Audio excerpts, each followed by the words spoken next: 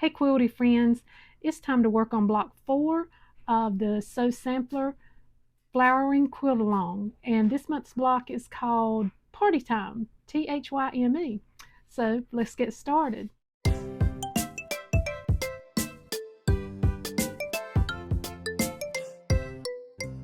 Okay, I have my fabric trimmed and labeled, and you'll see I'm missing a couple of my alphabetties. Not sure what happened to them.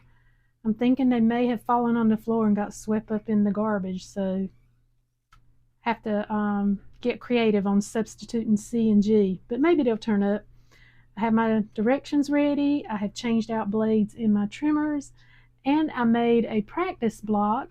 I'm actually making one patriotic or Americana themed quilt with this quilt along, and then one from mostly fig tree fabrics, but you'll see on this month's block I'm actually using some, I think this is Sherry and Chelsea too.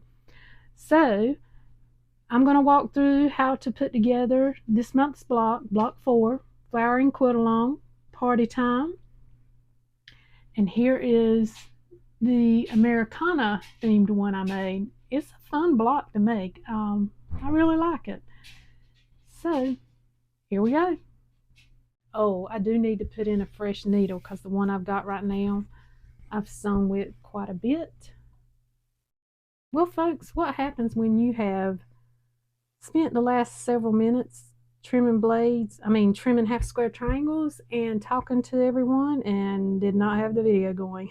So here's the half square triangles trimmed up rather nicely. Now what we're going to do is assemble the E and B units together. That will end up being 8 pieces. That's the fabric I chose for E, and this is the fabric I chose for B. What we're going to do is put these together and stitch. Then I'll make sure that I have the right size, and if I need to trim down. Has anyone tried the Alpha Biddies that recently came out from Fat Quarter Shop? I think they call them Alpha Clippies. So it's the clip and the Alpha Biddy together, which I'm so glad to see that they thought to do that. A lot of people make up their own kind of clip to Alpha Biddies. Haven't tried them yet. I'm holding off. I want to see if some come in our Sew Sampler box first. So maybe they will. I think I'm going to use my seam guide and not my foot this time. But if I do that, I'm going to do it for the whole, you know what? If I'm going to do that, I need to do it for the whole quilt, not just one whole block. And I've been using my 1/4 inch foot. Okay, so we've got to match up pieces E and B on this seam here. We're making 8. I am going to chain piece, making sure all my fabric lines up edge by edge. And here we go.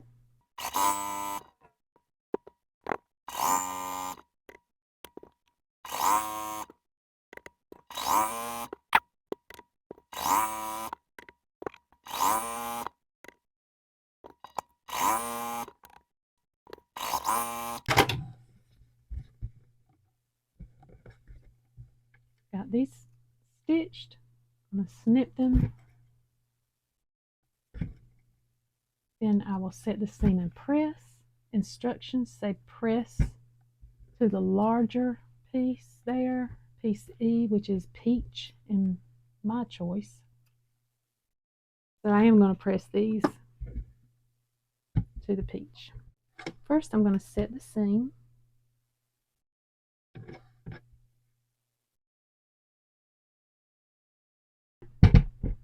Then I am going to press to the orange or the peach color. Here's the way I pressed one side. The side that I'm pressing to, I'm going to put on top and hold it up and just let the edge of my iron do the work. If I'm having issue with it, I may use clappers. This fabric, just the texture of it and the starch I have on it, I've not had issues with it lying flat. See, it pressed to the side I need it to. I also, when I have similar pieces like this that I'm pressing, I'll do them kind of on top of each other so they continue to get some heat and get pressed, and I find that helps them lay flatter as well.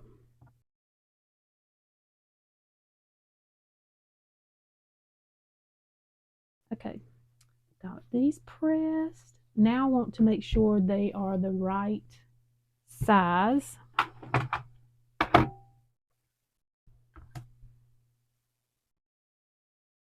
And I cut these spot on. Next step is to take the pieces we just made and the half square triangles and build another unit. We're building these two. Looking at the diagram in the instructions, the diagonal line should go from this corner to this corner.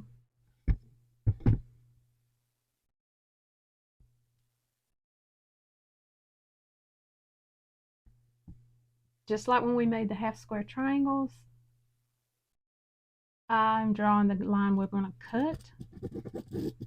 Then I'm going to draw a 1/4 inch to the left and to the right of that line, because that's going to be my stitch line. With that said, the instructions tell me to discard one of these. The one I'm supposed to discard is this side. But I'm going to stitch here. So I'll have 2 half square triangles, and I'm putting the extra one into my scrap bin. Or I may use it on the backing of this quilt when I'm done.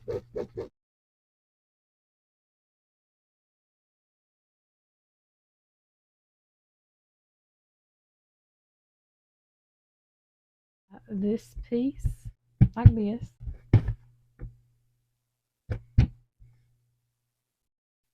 This piece will lie on top of it like that. And I'll stitch. Let's get started. I'm going to stitch on both sides, and then that center line I will trim on. The line we drew to the right and to the left are 1/4 inch away. So I'm going to stitch on those right and left lines.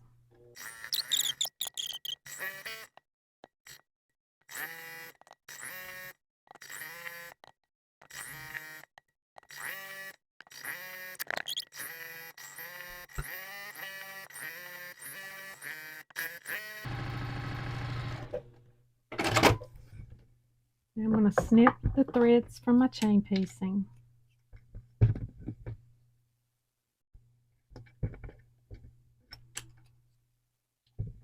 I'm going to trim these in half down that center line.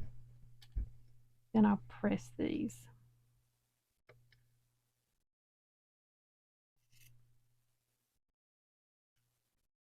You can do your rotary cutter on these if you want to, as long as they get trimmed. It doesn't have to be super precise. You just don't want to cut into your seam and have it come apart on you.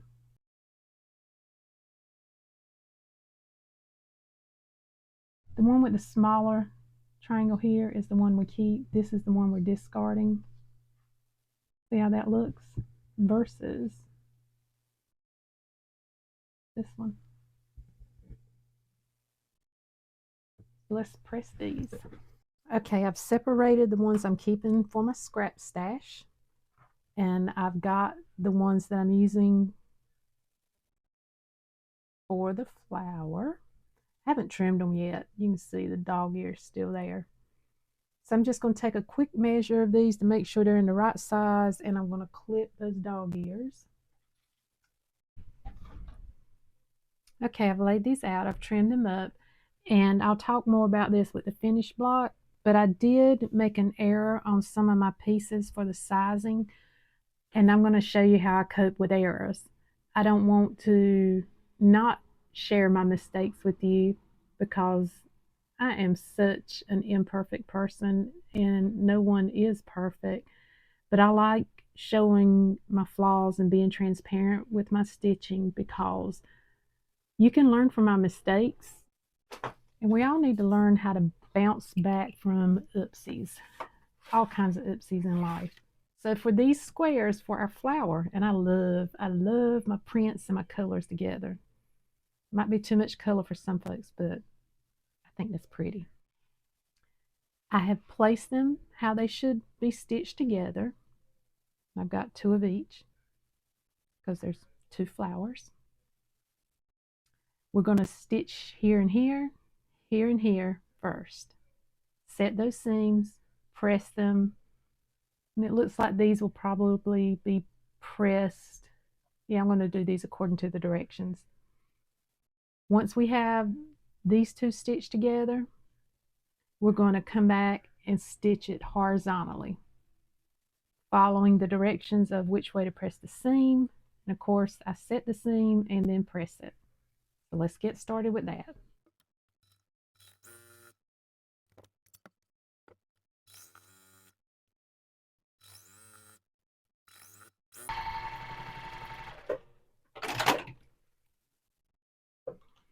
I have chain pieced these two together, or these four pieces together, two flowers. And I'm going to set my seam and press, just taking a quick check to make sure I did stitch them to the correct sides. That looks good.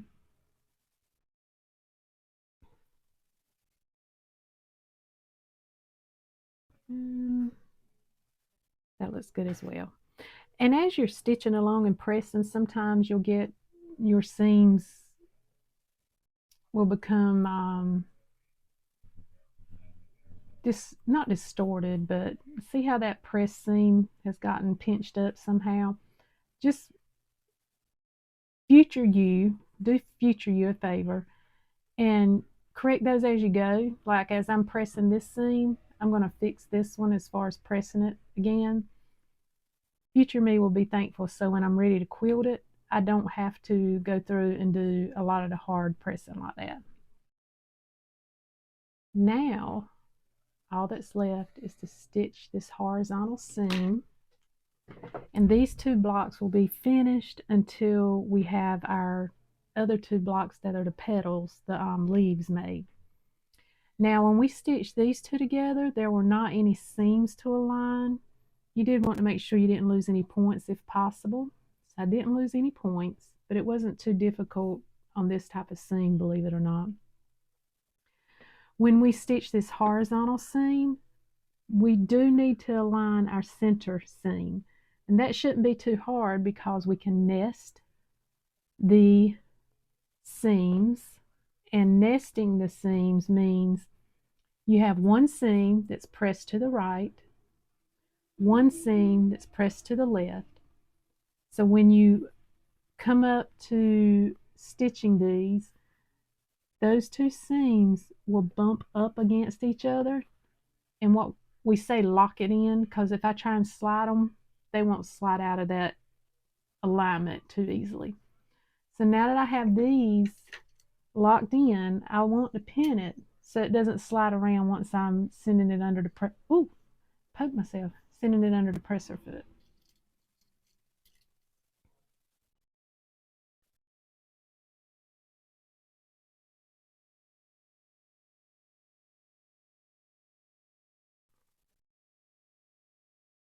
Transparent moment, I do stitch over pins frequently. Sorry, not sorry.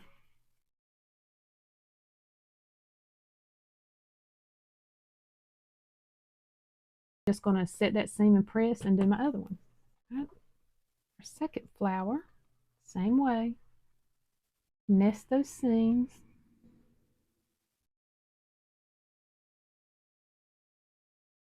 Another tip, when you are pinning, you don't want this piece to be slid over because it can make it wonkier. And if you're having trouble making it stay, you can pin down here as well to make it stay in place so it's not twisted. So one way to enjoy quilting, don't sweat it, enjoy it. It's your artwork, your creativity.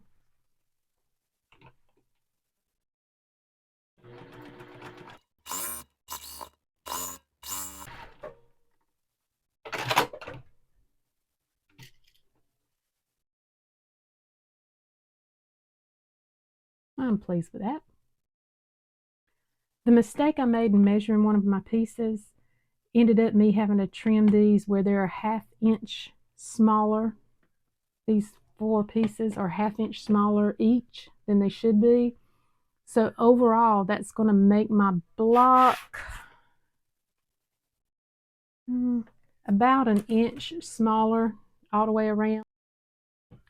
But I've got a trick for fixing that. I've got a couple tricks up my sleeve, and I'll share them with you when I decide on what I'm going to do. But that's fixable, and I'll just be creative in how I do that. It's probably going to make me lose some points on this too because of what happened. For instance, right here, I'm not even sure I have 1/8 of a seam allowance there, but I'm good on all the other ones. And y'all, it's okay to lose points, especially as we're learning. Okay, I promise. Don't fret over losing points. Learn from them, okay? This quilt is not going in any show that I have to prove I'm a master quilter, because I'm not. But I'm learning from my mistakes, and I'm not sweating them. And this quilt's either going to be mine, or someone in my close family, or someone that I'm close to and love in my friendship circle. They're probably not going to notice a point that's missing, and I would certainly hope that they would look at it and think, Tammy spent a lot of her time making this. And I tell folks, if I spend time on you, regardless of what I'm doing in that time for you, it means I love you, because my time is precious and I don't want to waste it. So I hope they look at the quilt I give them and are like, wow, she must really love me, because she spent all those hours making that quilt and gave it to me. So think along those lines. Maybe that'll help you. Okay? Now, on to the next. We are going to take pieces G, C, and D. They're our last remaining pieces, and finish this block up. There's D and C.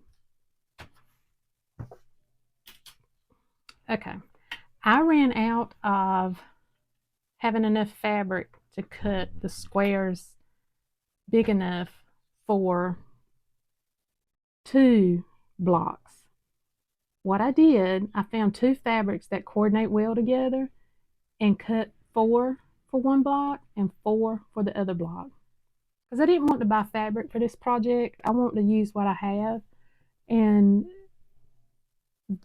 this is a fig tree fabric I have. This is fig tree. This is Sherry and Chelsea. And it was left over, I think this was left over from the Moonbeams Charity Quilt Along for 2024. So there you have it. And it all looks good together. And one reason I think they coordinate so well together is it's from the same fabric manufacturer, Moda. So that may be one reason. I did make this block also in some patriotic fabric or Americana.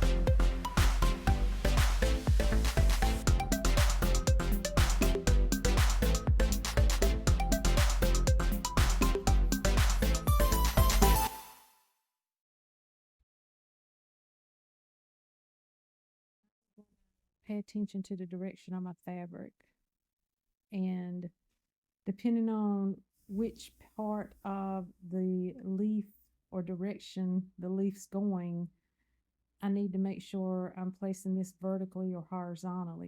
If you're not working with directional fabric, or if it's not important to you, which direction it's going in, then you don't have to worry with this part. Just place it and go. But I am going to lay the diagonal pieces horizontally and then the other ones vertically.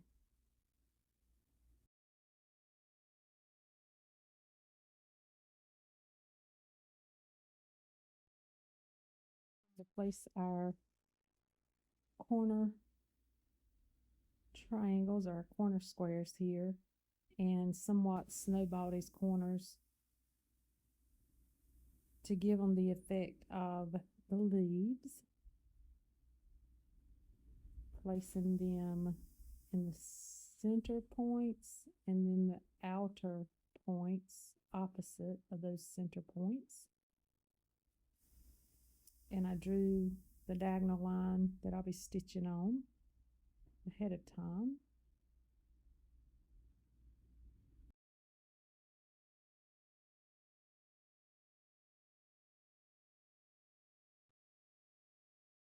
Instead of pinning, I did glue the side of the triangle or the side of the corner square instead of using pins. And I'm going to trim that off and it'll be discarded in the trash because it's not large enough for me to use from for my scrap bin. Also, when you're stitching these together, don't forget to pay attention to using your directional fabric. If you're using directional fabric, be sure you're paying attention to the placement of everything. Because if you stitch those corners to the opposite side that you should have stitched them to, then your directional fabric's not going to flow in the direction that you wanted it to. But at the end of the day, do it how you want to do it. And if you make an oops and it's not one you can correct or want to correct, it's going to be all right. Just let it go.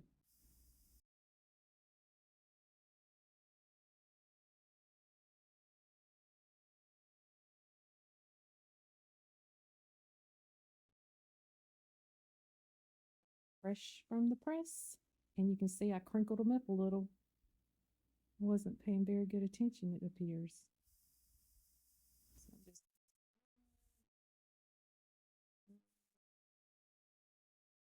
checking out to make sure I did crinkle more. So I'm gonna fix that one. This is my quilt, and I can do what I wanna.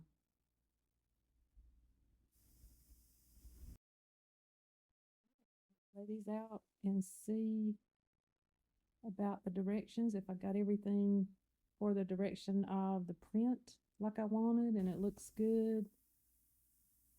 Just lay all four out here.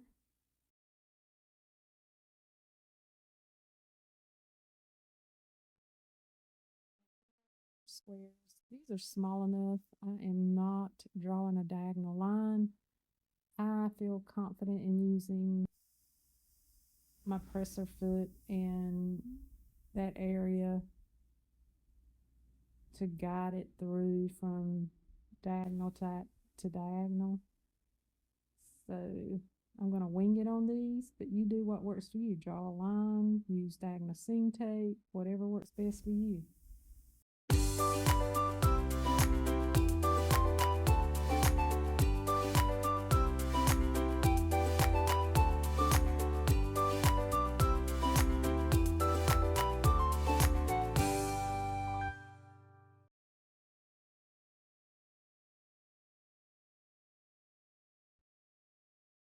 Okay, just placing these, laying them out again, making sure I have them pointed in the right direction and stitching my seams together, doing my side seams first, and then going back and doing that horizontal seam to join the upper and lower portions.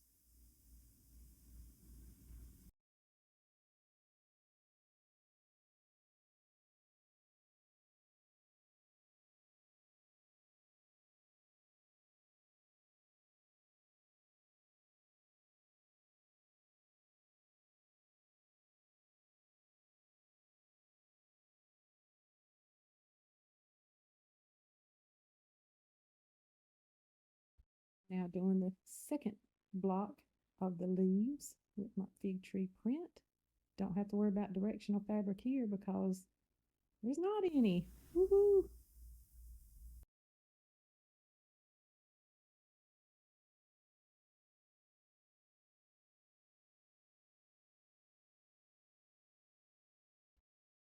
Isn't it pretty? Now you can tell that my flower petal block is smaller than my leaves, and that's where I trimmed them down to the wrong size. So there's that. But it's a fixable or a hideable oopsie.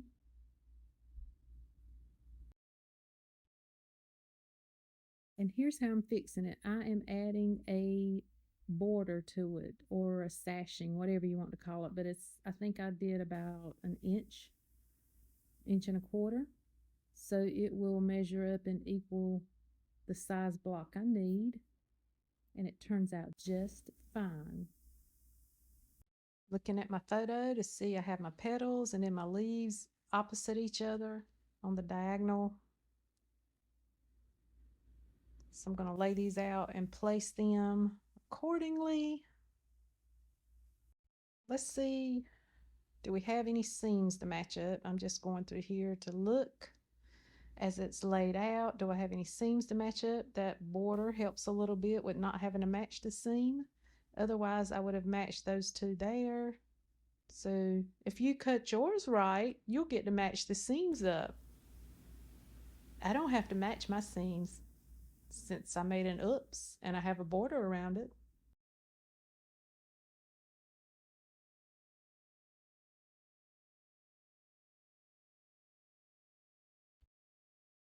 I'm going to place a few pins just to hold everything together.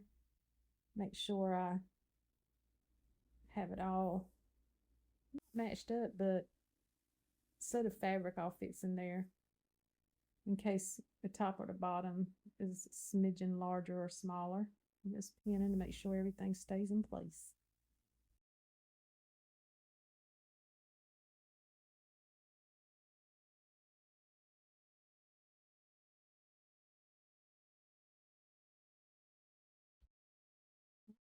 My sides pieced together. Now I'm going to match my seams up where they need to be matched and stitch the top and bottom together.